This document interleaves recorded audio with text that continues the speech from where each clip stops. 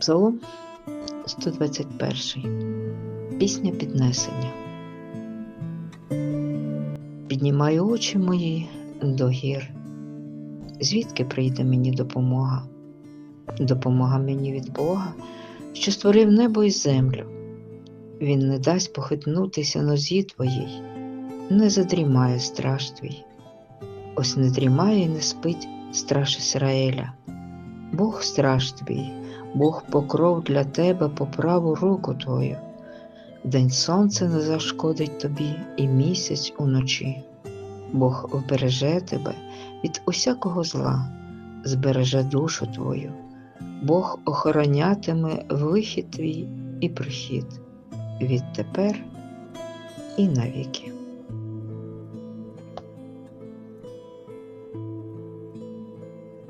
Shir lamalo esainaim learim me'ain yavo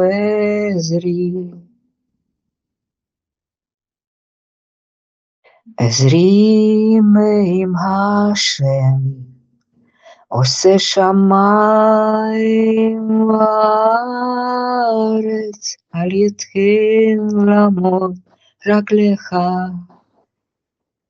אל ינום שומרך,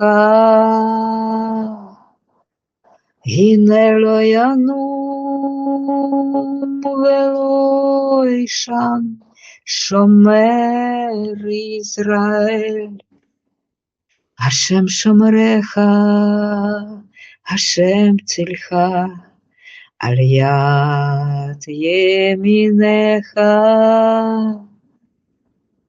יומם השמש לא יככה, וירח בלילה. השם ישמורך מכל רע.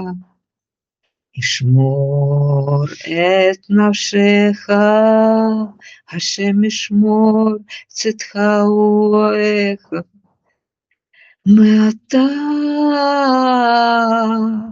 ועד עולם.